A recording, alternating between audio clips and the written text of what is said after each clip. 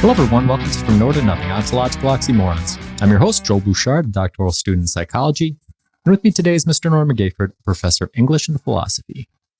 If there's a topic you'd like us to cover on the show, feel free to email us at fromnowheretonothingpodcast@gmail.com or contact us on our Facebook page. If there's one thing the past few episodes have demonstrated, it's that time is a weird thing. Maybe the weirdest thing about our experience. Well, it gets stranger. We have memories of the past that tell us what has happened. We have a current experience of the present moment that informs us of our reality. But the future? Ontologically, the future simply doesn't exist. Sure, our thoughts and feelings about it do, but as an accessible thing, the future is always unknowably outside our grasp. Or is it? Let's find out. As usual, you lead us well. I need to say something really quickly, and that is that my joy in doing this with you is ongoing. It is never dampened. It's quite the opposite. But I want to say something to the people who are listening to us, and that is, it's a great joy to have the privilege of being in your ears for a short time, or however long you happen to listen, because while we laugh a lot and we enjoy the conversation, which is really the point in many ways, it's also about trying, not trying. We're living the model, however flawed, but we're living the model of having conversations that examine our humanity and our civility and the things that are most desperately needed right now. The world is more complex. We can't make it more simple. We shouldn't make it more simple. And so that's why I look forward to these. One of the many reasons every week is that we take something and we find out how even more complicated it is. And the future, that definite article that we apply, not a future. Yeah. Or this future, or that future, relative pronoun. No, we say the future. Yeah, because if you think about it, you can say, hey, be present, or hey, that's past, right? But you can't really say, hey, that, it's always the future, right? Mm-hmm. Which is interesting. So what is the future? Okay, the Latin root, I love the etymology. The Latin root is futurus. Futurus means about to be. Things that are about to take place. In the late 14th century, it was redefined a little bit as that is yet to be. Whatever it is that is yet to be. So there's a little bit of difference in that, because the about to be and yet to be implied a suggestion of distance or immediacy. Yeah. And going to be, yet to be, that's really where it kind of stuck. Yeah, I feel like about to be has a flavor of inevitability about it, whereas Mm-hmm. yet to be seems a little bit more undefined. I agree. And so when we start out with the ancient Latin, and then we move up into the Middle Ages, I think that probably speaks to a lot about how people were seeing the world. But yeah, I find the yet more conducive. Yeah. So have there been any specific musings about the future in philosophy? Oh my. you that wasn't coy, but that was fun. Have there been? Yeah. Where do we start? Aristotle.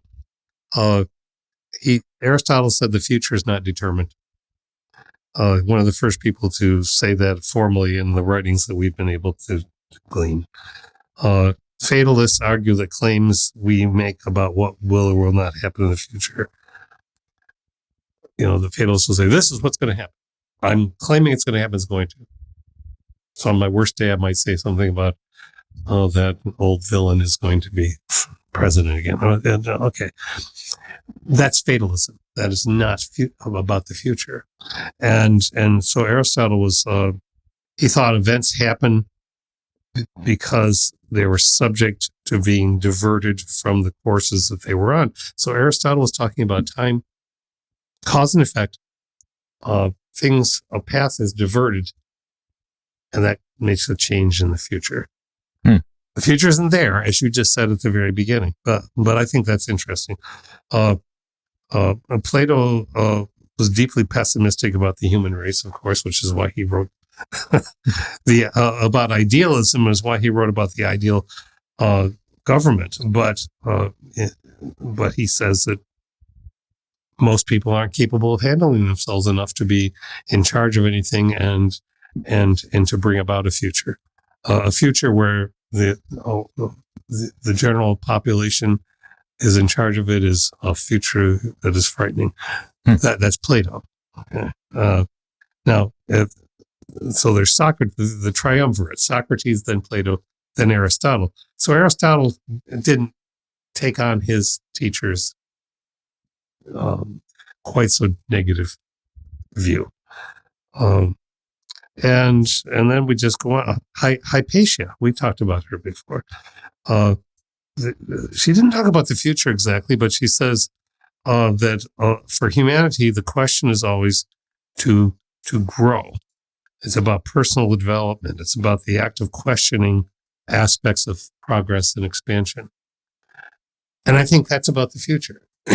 Because if you, there are a bunch of words I listed. I want to see how you respond to it.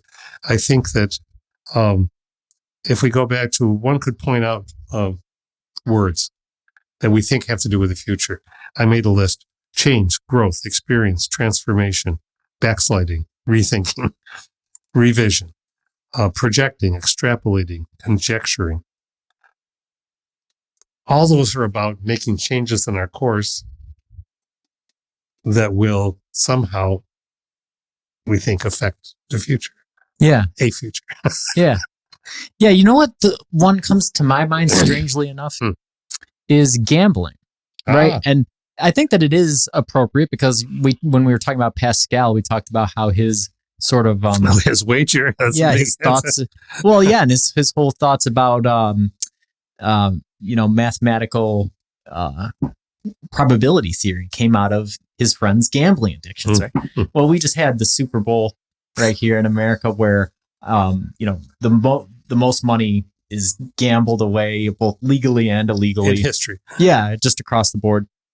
And gambling is an interesting thing, right? Because what is it if not fortune telling, right? It's this idea that somehow you have some insight into something that is going to happen. Or you could affect something by your sheer will. Right. And this is probably a reason that I've never been interested in gambling at all. Like it's never appealed to me. And if I were going to gamble, right, I'd be more inclined to play something like blackjack versus a slot machine, right? Because at least then you have some element of agency in the course of what you're doing. But yeah, this idea that you have an insight into what's going to happen, enough so that you are going to risk some resources, and in some cases very substantial amounts, on things that are highly uncertain, right? Mm-hmm. So yeah, I like that list of words that you gave, and I think that it highlights the same things that are highlighted by that example, which is this idea that the future, much like what Aristotle said, right?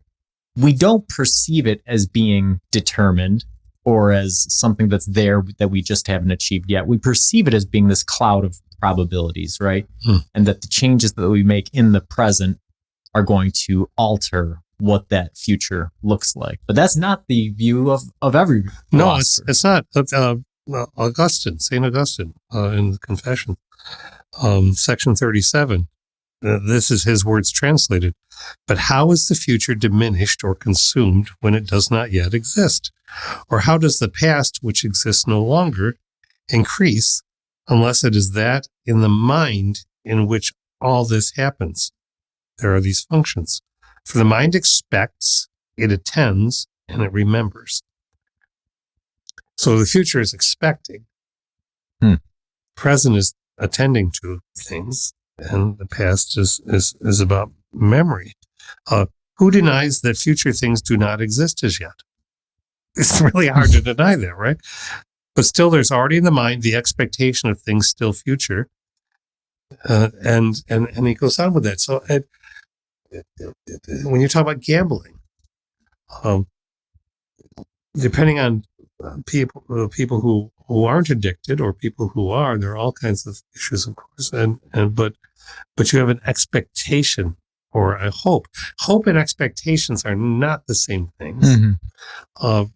But expectation is a projection based on your experience or based on what you are attending to around you to guess, but to guess perhaps with more accuracy. But it's still an expectation. And what you just said a moment ago, I was thinking about the passivity and the to be passive or active about the future. Usually, if we're passive, we're not doing anything, we're not changing any things about ourselves. We're just going through the day, and who doesn't go through the day, but if we just do that and nothing else, then we aren't having any hope of making any effect or change as to how the future might be.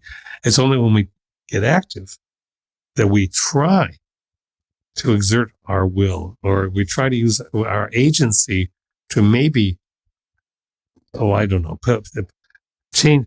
Go. If you're a kid, did you ever go down to a stream? Many of us who have streams around us did this, I think, as kids. Some of us still do. And toss a bunch of stones in, see if you can make a dam. Yeah. And stop the flow of the water.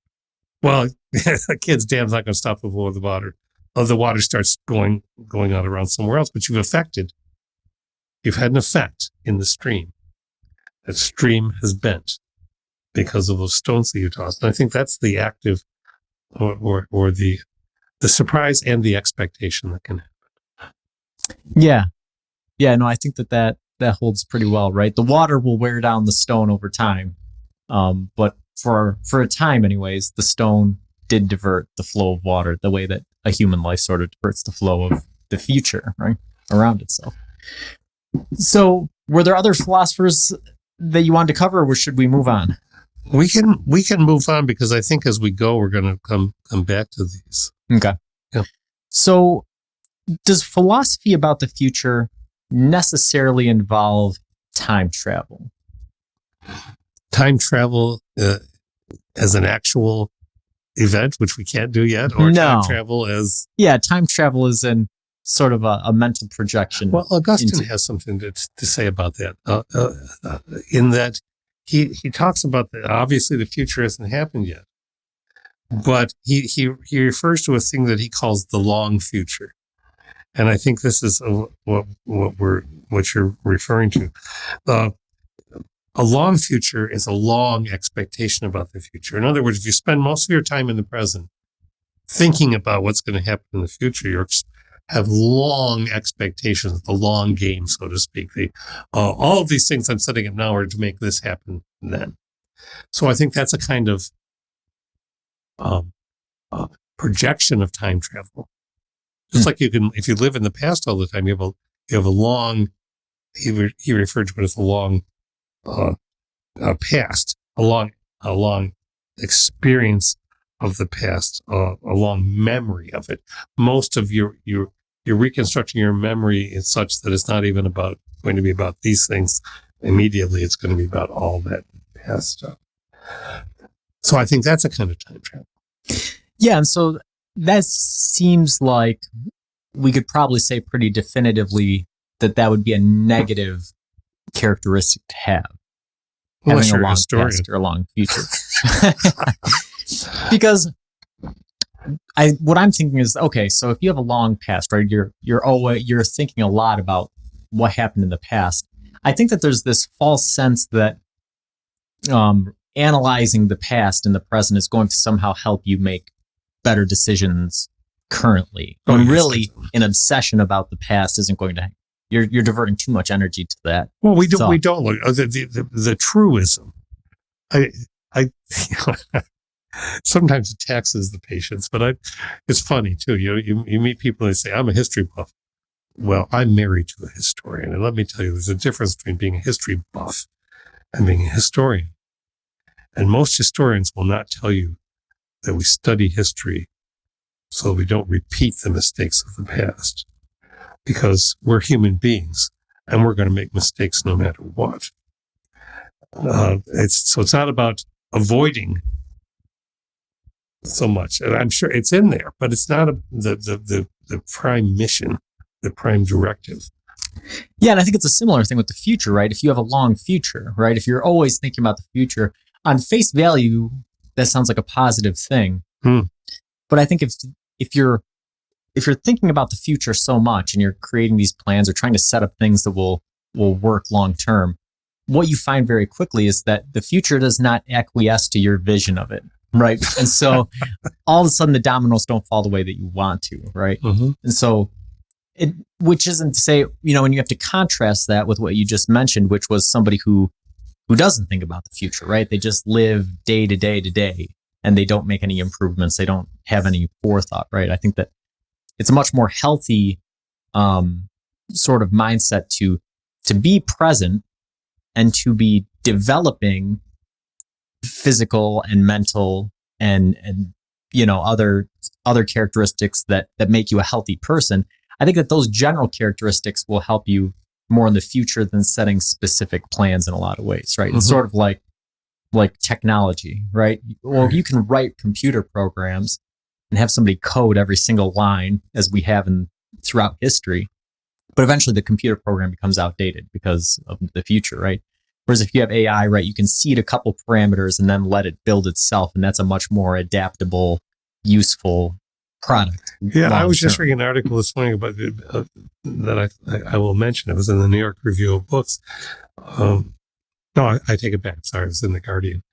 And it was a lengthy article about the current form of Luddism, neo-Luddites, but which goes back to the machine, the industrial age, where the story goes that people were sabotaging machines because they were taking people's jobs away. Ned Ludd is not entirely sure he was a historical person at all, but he's a person whose story was told that he led and was killed for it. But currently, there are an awful lot of Luddites in a lot of authoritative positions are saying, oh, the future is a total Terminator. AI will break out. AI will render us null and void. And it will happen between 2 and 50 years from now. Well, it's always fun to prophesy, right? I see 50 years. So it's the silliness of Nostradamus over and over again. Any prophet, I can see what. Okay, right. and your prophecy can be such that it is so vague that people will reshape it to make sure that that's what the future was because you said it. Yeah. And that's what's happening with these apocalyptic AI folks. I'm not trying to diminish AI has all sorts of possibilities, and one of them is to eradicate us. I mean, if its job was to take care of the planet, then of course it would make perfect sense to get rid of humans. If we talk about the world ending, the world's not ending until as we say, when the sun finally gets large enough and expands and burns the earth into a cinder as the universe goes on, well, then this world will end. But it's not about human beings ending it. The planet will still spin. Yeah. It's just us. And we don't mean that. But so this is a future thing, right? Yeah. Oh, we got to save the future. We got to save the world. Well, do you mean we got to save people, or do you mean we have to save the world? Because it's two different things. Right. And so, yeah, I think this has all been a really important discussion. So I'll ask the question a second time. Does philosophy about the future necessarily involve some aspect of mental time travel then, do you think? Do you think you can talk about the future without attempting to envision it? In the broadest ways, yes. No, I didn't just now. I was using very specific examples. In the broadest ways, if you talk about conjecture, theorize how actions, and just saying our actions now could alter what will take place a year from now. That was vague enough that I'm not making a prophecy. I'm not making I'm just talking about the action. So I think so. But I think that if you're digging down into it, yes, there's some kind of, there's a projection of time travel. Yeah. Yeah. And I think that, in light of the things that you and I have been reading, that we've talked about in the podcast, and also things that we're going to talk about in coming weeks and other books that we've been reading, I'm even a little bit uncertain about the broadest strokes, right? Because when you start hearing physicists talk about, new theories about how fundamentally the reality works, the universe works, you go, well, even if I use broad terms to talk about the future, I'm still making some assumptions about how basic fundamental physical laws will operate in the future. And that's just based off of theories that humans have invented, not necessarily things that we know for certain are facts, right? So it's very tricky. It is. So is the future accessible to us then? Confucius thought so. Study the past if you would define the future. I don't know what it sounds a little bit like, we study the past so we don't make the same mistakes, but I'm not sure that that's, I think it's a really interesting assertion, especially coming from Confucius, that we would define the future. Yeah. As if we have the capacity to do that. Yeah. It again leads us into a part of conversation that highlights the complexity of the human experience, right? Because we can talk about how being in the present moment is important and more beneficial than examining the past or trying to project into the future. But I was on a podcast this week where it was a veterans podcast talking about mental health, and when it comes out, I'll share it on the Facebook page. But that was one thing that we were talking about, was how PTSD and trauma comes from past experiences and is a warping of them, and then is essentially almost an incorporation of it into an identity that then becomes a stable part of a characteristic. That defines, a character trait, kind of. That can define you. But that also, coming out of that state is a re-examination of the past and a re-exposure to the past and a reinterpretation of the past, right? Yeah. So certainly, the past and the future can and should inform how we act in the present, but it's finding what that balance is, right? And I think that Augustine's, the example you brought up there sort of highlights it, right? I think if you have a long past or the long future, to me that tends to be unproductive, right? But I think that a short past or a short future, right? Using in the present moment, being able to make calculations about the future based off of what's happening, or being able to interpret why you're doing something the way you are because of your past, there can be beneficial elements to it. And trying to determine where to draw the line is a very hard thing. Well, it is. And I think this takes us to Kant. You were asking, there are other people going to come up. Do you treat people as objects toward your own goal, or do you treat people as worthy in themselves? So you can spend a whole lot of time plotting your wealth into the future and hope that things are going to happen, and there's a whole section of course financial stuff called futures, plural, futures market, and that's a gamble. But and there are a lot of good people who spend their lives guiding people's financial futures. and take it very seriously.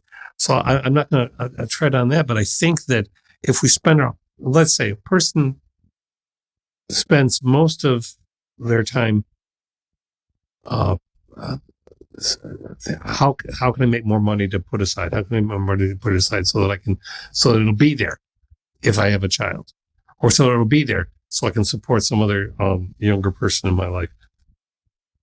Am I having any time with that younger person right now? Or am I spending all my time, or most of my time, thinking about that? I mean, that's where it becomes deleterious. So then there's a no relationship, or a false or narrow relationship with a human being in your own present. And you're thinking about what that human being up over the hill is going to need, who supposedly is the same human being as the little one here next to you. I think that really what you're doing is self-servingly thinking that you're thinking about that person when you're really just thinking about your own goals. Yeah, I think it's easy to sort of justify sacrifice in the present moment for an imagined future. But the imagined future is not only not guaranteed, but it's not going to shape up the way that you think that it is. It's never going to shape up the way that you think it is. That's just not the way that the future works. Our literature, all we have to do is read our literature. Beowulf is about this. The Odyssey is about this. Here's a guy who fought in war for 10 years. He was going to go, but he just had to insult the gods. And so he's spending 10 years on a voyage that should have taken a week. Right. This is all about that stuff. Yeah. And so it raises the complexity of the issue, right? Because so I'm somebody who I try to be pretty financially savvy, right? But at the same time, you look around, you see other people and you go, well, this person seems too concerned about saving for the future, and they're not enjoying anything in the present, right? They're not going out and doing anything, and that's this. But then there's other people, right, who go, well, look at the economy's in the tank and the world's falling apart. Like, what's the point in saving money? Well, I'll just spend it. And you go, well, maybe that's not the best approach either, And so it's all calculations that are subjective, because nobody has an objective view into the future, right? So the future in that way is inaccessible to us. We don't have, no matter what, the physicists would like to tell us if they knew all the initial preconditions, they know everything about the future, right? It's just not the way it turns out, right? Because we can look at all of the conditions that we have right in this second, and the very next second we won't know what's going to happen. I just read a science fiction story by in a group of a collection of stories by Ted Chiang, and one of the stories is very much about that. There's a way of having there's a laptop device like laptop that when you release a particle, then you can have communication with your mirror self, your para self, and how people use this and how people approach this, and as the story goes on, it's not just, oh well, I make this decision and this happens. This particle just changes things by itself anyway, and you have a limited amount of time when you can talk to that para self, but then the computer burns out, and so there's all these things. Well, physics, which is pretty much telling us, no, we can't know this. But to your other point, when you just said that nobody can absolutely know the future, and that's true, but I have to say, and again, this references somebody very dear to me, there are people who know that things aren't going to get better for them physically. I mean, we all know that we're going to die, but when the cascade of things happens so that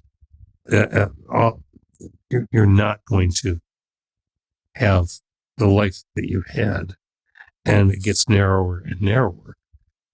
And having had a recent conversation about this, the future looks, she said, well, the future looks mighty grim to me. It's not something I can toy with anymore. And I'm not trying to bring us down with that, but I just think that's another view into the future. Yeah. And think about that young woman who Chris Hemsworth was talking about in the special we talked about far back, and she's probably gone now. I mean, she had such a little amount of time that they were projecting that she would have, and so she essentially knows when it ends. And I think that's even if you don't know entirely, absolutely, that's got to be a different mindset. Yeah, and that's an interesting sort of twist on it, right? Okay, so we don't know what's going to happen from second to second, but there does appear to be certain inevitabilities, right? Right, well, like death. Yeah. And for some people, there's an actual time frame in place, and you could probably even argue that for all of us. Well, not for all of us, right? But for most of us, there will be a time frame. You know, if there's a tragic accident or something that happens in a moment, then that's unpredicted. But a lot of us will have some kind of time frame. If we die of old age or of disease or something, there will be a time where we will know roughly when it's going to occur, right? And so, how does that knowledge about the future affect our present? And then this week, I was in one of my classes, actually, they were talking about cases of medical misdiagnosis, right? And you had these people over and over again who were told they had 6 months to live, a year to live, and it was 20 or 30 years later, right? So, and how did those diagnoses affect them psychologically? And now, so many years later, how does it affect them, right? So, very interesting twist. And I think that I'm going to lean into it here. Okay. By bringing up something we talked about last week, right? Which is where I asked you when we were talking about the present, is there a reason that we all simultaneously experience the present? And we essentially said, no, there's no good reason for it, right? It doesn't really seem to make sense that whether we're here or whether we're 7 billion light years away, the present is the present. But here's the thing, right, is that space-time is relativistic, right? So if I spin around a black hole and come back, everybody's much older, but I'm the same age. So my present moment was different from everybody else's present moment. Yeah. And so for all intents and purposes, you could sort of make the claim that everybody on Earth time traveled into the future while you were in your present, right? And that sort of argues for a view of your present or your reality as being independent from the present and the reality and the future of everybody else on Earth in that way. Do you think that is something that is real or imagined? Like, how do we think about that? I think it's real in the sense that physics is demonstrating this. I think it's. I mean, we're not, as we've said, we talk about black holes, but we're not skating around them at the present moment. But it's still, we do know what light does and what we're seeing in the past through our telescopes, and so by extension, our present and it's all very mushy. But I think Rovelli, when he was talking about time and his book on that, was asserting the reality of packets. We're in our own experiential packet, which sometimes collides with or Venn diagrams with other people's packets, but we're essentially in our own space, psychologically, even experientially, physically. If I'm in pain all day long, my present is not yours. If you're well, we all live in the present, but people in the Middle East, the Palestinians, the Israelis who were slaughtered, the Palestinians who are being devastated are not having the kind of day you and I are having. And so it's the same day. Yeah. Well, within the time zones. Yeah, so there's two interesting aspects here, right? One is the psychological, and they've done experiments to demonstrate this. What they do is they'll dip people's hands into ice cold water, which evokes pain sensors, proprioceptive pain receptors, and then ask them to estimate the amount of time that's passed versus people who have their hands in just room temperature water, right? What they find is that, okay, well, if you're in pain, your perception of the present is much longer, right?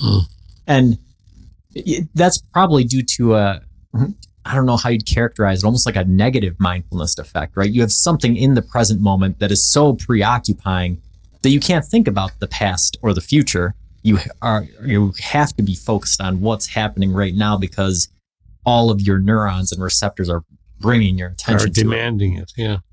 I think that that's still, right, that is a subjective perception of time.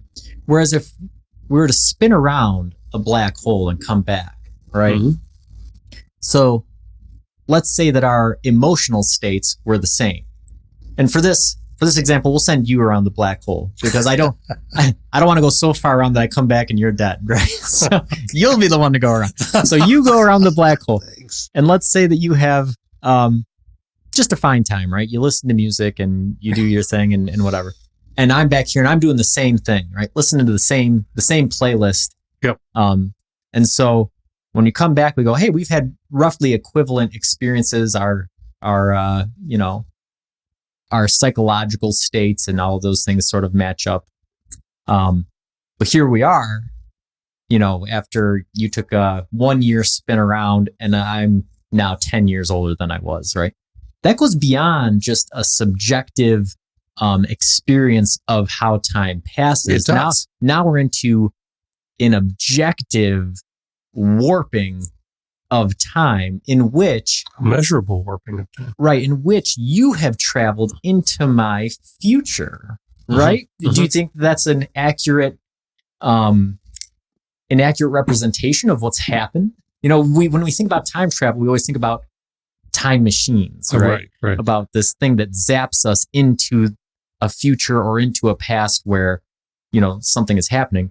But what I'm trying to demonstrate is that the relativistic properties of gravity, they still do this. It just in a different type of way. Yeah, right? yeah. No, if what you're asking is, do we have are you? So you're saying basically, are we time traveling, or is our present the same present? It's the same present chronologically. For a little while, and then it's not. It's our same present in the physical effects upon us, but it's not because so. Yeah, and so this is the interesting part that goes back to the discussion last week, right? Because when we know that the present is the same everywhere, right? So during that whole trip, your present moment would be the same as my present moment. But if I were able to observe you during that time, it would be as if you were moving in slow motion, right? And you would see me and I would be moving in fast forward. Yeah. So the present moment is still there, but it's sort of stretched and compressed in a way that... It's silly putty. Yeah, right? Look, Emerson's coming to mind. I've got a transcendentalist, which we'll be talking about because somebody requested that. Yeah. Man postpones or remembers. I think postpones is interesting because I was talking about that today with you and Amanda. Yeah. Put it off to summer. Man postpones or remembers. He does not live in the present, but with reverted eye laments the past, or heedless of the riches that surround him, stands on tiptoe to foresee the future. It's interesting topographical metaphor. He cannot be happy and strong until he too lives with nature in the present, above time. Now, this is before relativistic realizations, but relativism still existed. I mean, we forget that we didn't invent it because Einstein created the theory. It existed, and his theory described how the universe works. All right. And seems to play out. So if we cannot be happy and strong until we live with nature in the present, we live in the present, but it doesn't matter if our present is someone else's present. What matters is the conditions that they're in their present. I think there's a social relativism is social justice. How's this? Relativistic social justice, which weirdly came out of my mouth. I didn't expect it, but I think it's undeniable that on the clock in the Eastern Standard Time, where we are, we have the same number of hours in the day from sunup to sundown, assuming nothing happens to us. But how those hours feel to us psychologically, physically, because of pain, whatever else it is, it's not the same present that matters. And then remember last week we talked, so many different things we talked about, but that the truth is there are things that are right and that there are things that are accurate. Yeah. Right? Well, the present is both. The present that is book metric accurate, measurable on a chronometer, but that's not necessarily the present that we think is right. Yeah. It's really interesting to think about. This idea of, we ascribe these fantastical characteristics to time travel, when in reality we are all time travelers. And if it were possible to access a gravity well, we could experience some drastic time travel that would not violate any of the laws of the universe that we currently live in. So, which is crazy. And so it's going to lead into another crazy question, which at first is going to sound very sort of abstract and theoretical, but then I'm going to bring it back around, right? So if we change the past, then are we also changing the future? Okay, I'm going to take a psychological tack. From a mental health viewpoint, it's something you were talking about earlier. If a human being is caught in the pain of the past so much that the present isn't really happening for them, and they get help via medication, therapy, experience, and they get right with themselves, so to speak, then something has changed in the perception of their time and where they're spending most of their time, going back to Augustine. Does that make sense? Yeah, no, I think that it does. And that is something that we talked about. The guy that I was on the podcast with this week had been a special forces guy, and he was talking about how, he wrote a small book that he never intended on releasing. He wrote it for his children as an explanation for why he felt he had negatively impacted their childhood, right? And explaining the reason for that, and how, there was trauma in his past, and that, the military had only given him one tool in his toolbox, and that was anger, that when he got out of the military, that was the only tool that he had, and he was trying to use it, and he hadn't, and, what we talked about was how you change that is recognizing that your present self, the one that you're currently letting go, is on autopilot, right? It's an autopilot that is set based off of your interpretation of your past. And that the hardest part about changing is accepting that is true, right? I am this terrible guy. I am this guy that is ruining my children's childhoods, right? And then confronting yourself, do I want to be this guy, right? And then putting into the work to seek the help that you need to become a different version of who you are and reinterpreting that past. Remaking your own ship of Theseus. Yeah. We're back to that. So what was your question again? So the question was, if we change the past, are we also changing the future? And one would say arguably so. If his relationship with his children is taking a new step, it's not going to erase what happened with them either. But we don't just erase things and get start over again like some video game. And what you just said was a very good articulation of that. But if we take steps to make ourselves better, we may still lose. I had a student, remarkable student, who worked in the correctional system, in a maximum security system, prison. And when he came to class, he was an older student, but one day we talked, he came to talk to me about why he had come to college, and he was all in with his studies. And so he said, you always say to us that you can't tell us what our life experience has been, but if we tell you about it, that can affect how we work together. And he said he had become essentially what he called an animal. He was choosing fights with inmates. He was abusing people. He got his neck broken in a fight that he said, well, it was righteous. I started a fight with an inmate, and he'd been drinking, and he lost his first family.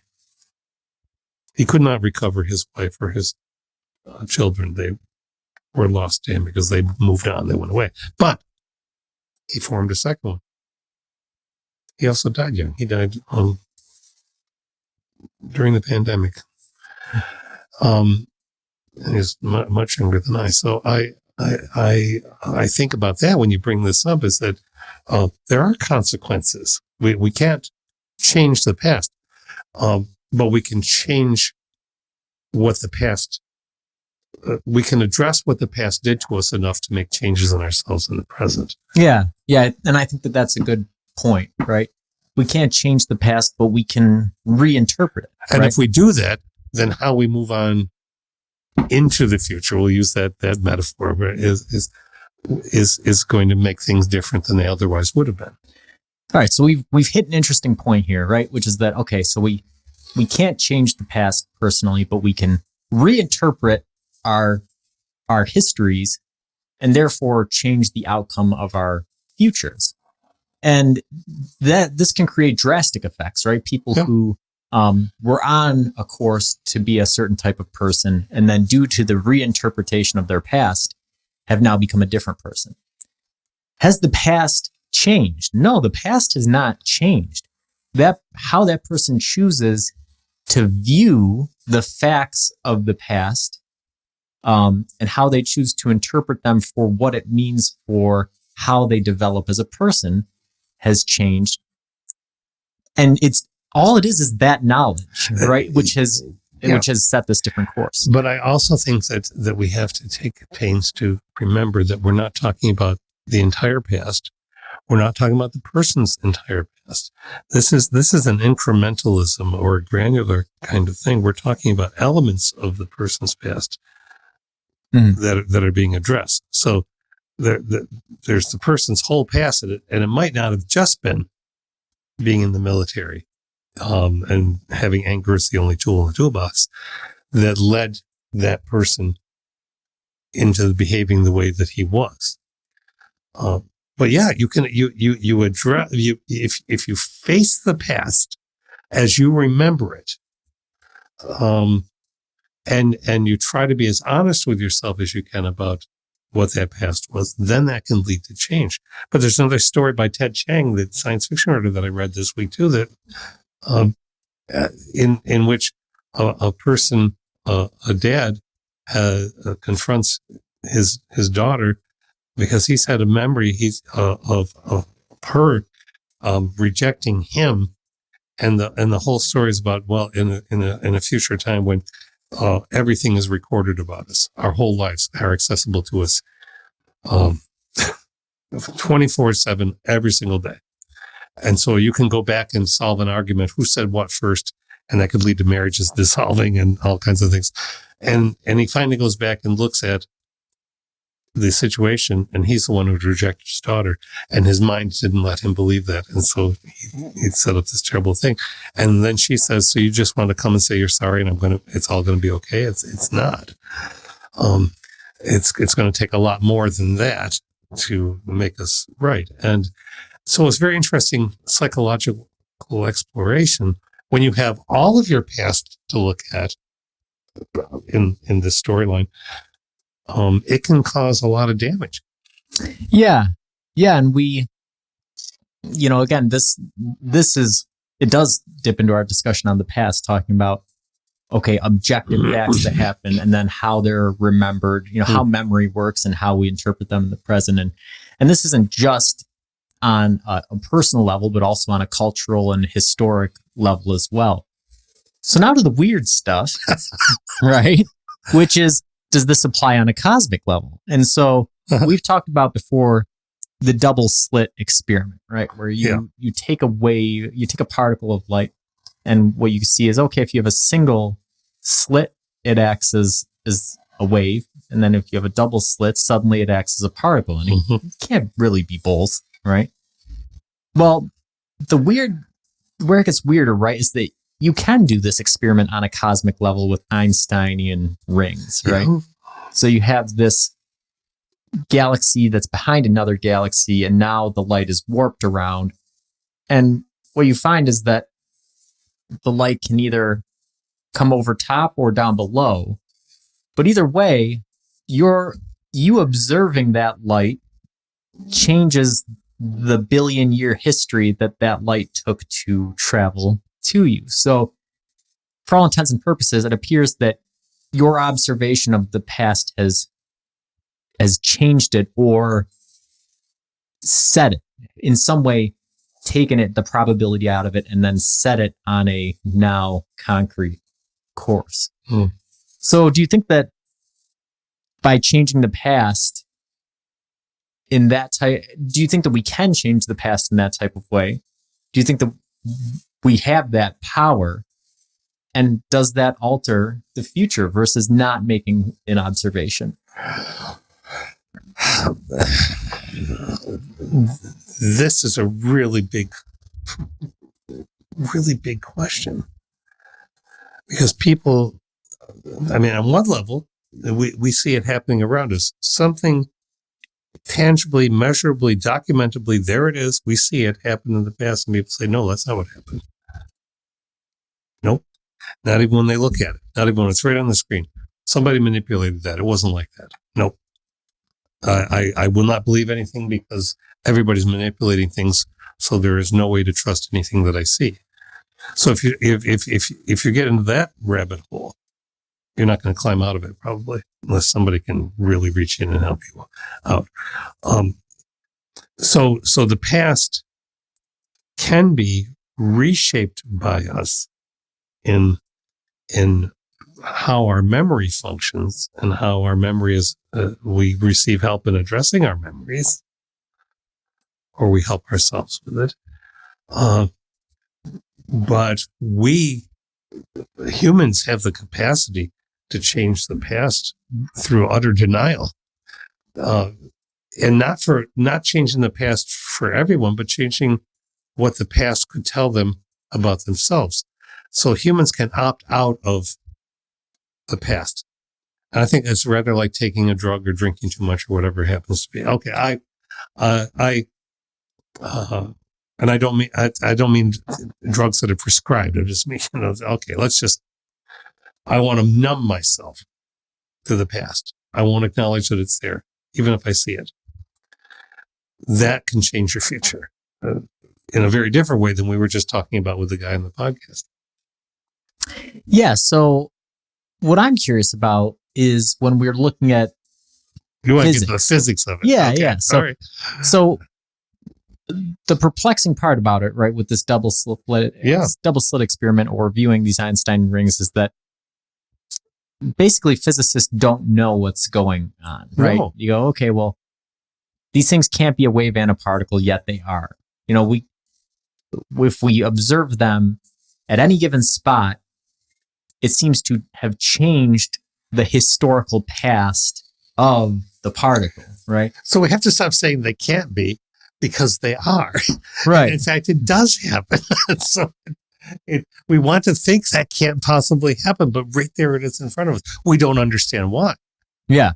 But clearly it has something to do with our perceptions. And if our perceptions are that powerful.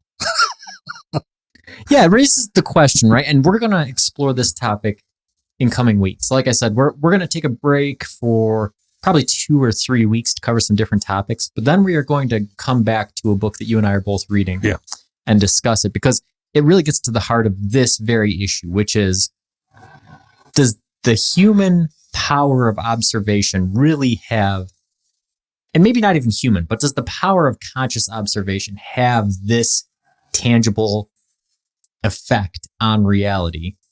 Or is it just a fundamental misunderstanding of what reality is, right?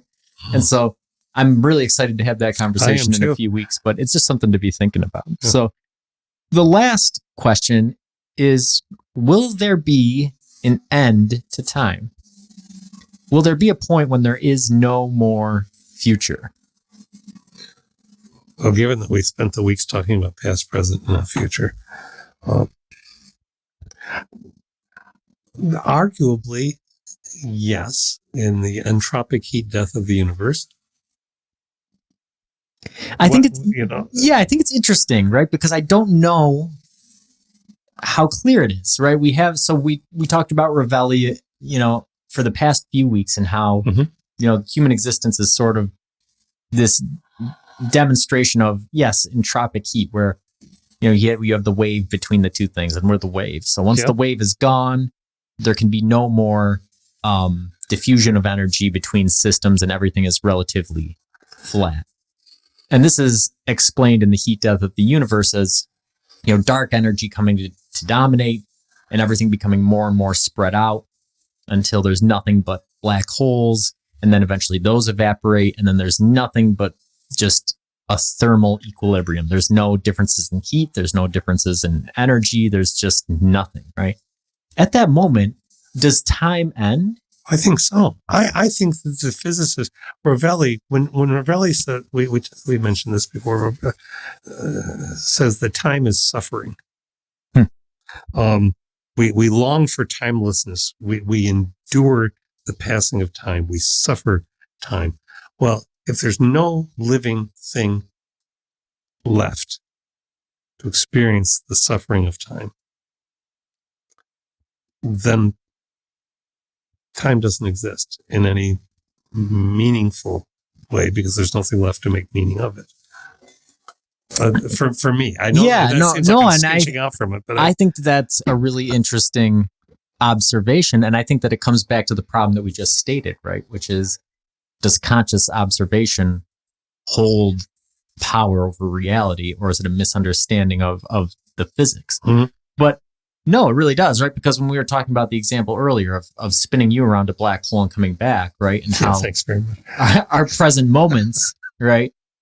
Mine appeared to speed way up to you, and yours appeared to slow way down to me. But in reality, they both operated subjectively to the two of us as if they were the same. Mm-hmm. But the future entered. All of that weirdness goes away if there's no conscious observers. Yeah. And so we asked the question last week, is time, or is the present moment and time just a construction of conscious beings? And your answer was yes. My answer is yes. And I didn't disagree with you, but I also have a hard time agreeing, because it seems to me as if time has to be a fundamental part of the universe. And this is what we're going to discuss in a few weeks that I'm so excited about, right? Because if space-time is a fabric, as laid out by Einstein, which has been experimentally supported time and time again, right? Then the mere absence of conscious observers does not end time, right? As long as there's space, even if there is no energy, even if there is no matter, right? if space exists, then time exists. I wasn't making myself clear enough. I'm not saying time doesn't exist. I'm saying there's no meaning to it. Right. Okay. Yeah. And I can agree with that. There's no meaning. Whether it exists or not, we're back to the tree in the woods, my friend. If a tree falls in the woods, does it make a sound? Well, it makes the waves that could be picked up by some animal. And even if people are in the woods, the animals would hear it. So I think it does. But if there are no animals, people, nothing living within any perimeter of that tree falling, it doesn't matter. Right. It makes a sound, but so what? So I'm being, I guess, anthropomorphic, but if time exists or not is not relevant to me. But it's relevant to me. Okay. So let's say, so operating under our standard model of physics, what we understand, right, is that time does have a finite past. It came into being with the Big Bang. And based off our current calculations, there won't be a crunch. It won't compose back in. There isn't a cyclical view of the universe that is unequivocally supported by modern physics. So the result is that the widely held view within the scientific community is that dark energy will dominate, things will spread out, and then there will just be a diffuse energy state of nothing in a gigantic universe. And even in all those black holes that might have multiverses within them, they're all going to go dark too. Yeah, they're going to evaporate. Go white holes, pop out of it. Okay. So, yeah, is that the end of the future? Right? Obviously, I mean, if you think about it for conscious beings, obviously it's the end, right? Like we're no longer there. Yeah. And if each black hole is the Big Bang in a new universe, then, well, even those have evaporated and those universes are gone, right? If there's no more universe and all the lights have gone out, is that does time the still end of time? Yes. Well, I still think yes, because I'm going to bring it right down into the human experiment of sensory deprivation. You were talking about sticking your hand in ice water. Remove all sound, all smell, all light. Someone's floating in a tank. There's no sense of time. So time has stopped. Now, it didn't outside the box, but there's the slit again. Schrodinger's cat, the Heisenberg uncertainty principle. Time has stopped for the being. If the universe is void, as we're told in sacred texts that it started as void, well, time didn't exist till God created it. If the universe goes to void again, and I'm being glib, but I'm going to be just because it's fun. So God smashes the clock. There's no need for time. If there's no storyline, if there are no characters, if there's no players, then there's no time. Yeah, what I wonder, right, is if something we've talked about Penrose's view of a cyclical universe, right, which is where once this condition is reached, where the whole universe is just diffuse and there's no longer anything in it, then mathematically it represents the exact same conditions the moment before the Big Bang started, right? And I think that that's relevant to the sensory deprivation tank too. Lots of people get into these tanks, and then in the lack of any sensation or perception, their mind suddenly starts creating hallucinations, illusions, things that appear out of the void, right? And so Penrose's conjecture is that once you reach that state, and then we talked about our conversation with Boltzmann brains, right? Yeah, once you reach that state, sure, it doesn't really matter if it's 1 minute or if it's 100 trillion years, right? Because like you said, time, whether or not time exists, it lacks any meaning.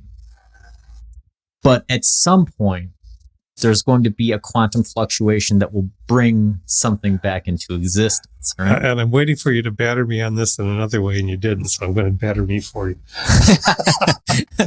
Because I said a while back in this conversation that on the chronometer or by measure, the 12 or 24 hours of the day exist, but our presents are all different from each other.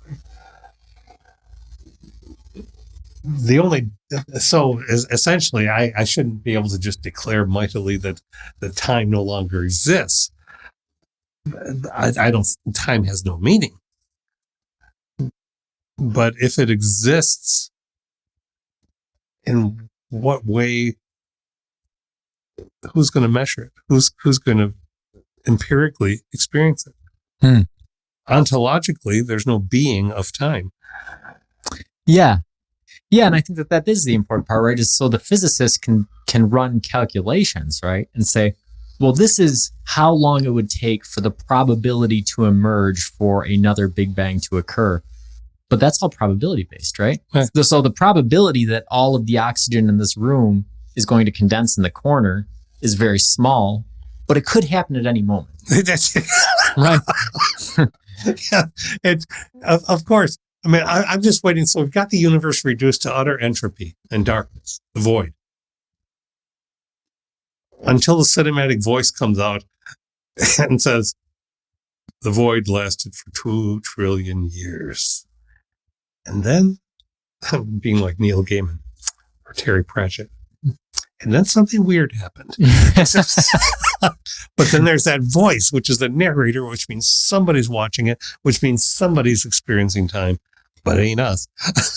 Yeah, so you see, I think that in this scenario, right, even it doesn't matter how much time passes.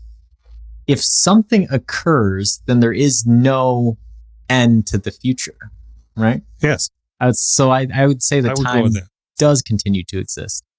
And we know just based off of probabilities that the likelihood that nothing would continue on forever is 0, essentially. Is it? I mean, we talk about the universe appearing. We've done this for years, right? We've pop, there it is, and all the different ideas about, well, yeah, but then it's slingshot, then it pops back out again, or then there's a multiverse or whatever. But I don't know. The reason I say that is based off of the weirdness of infinities, right? Mm-hmm. So zero world. Yeah. I sent that. Yeah. So if we have an infinite amount of time, as long as, even if all the matter and all the energy is gone, and this is where I'd be curious what Carlo Rovelli would say. Yeah, because in that conception, time and space are a granular. This is above my pay grade, man. Yeah, it is.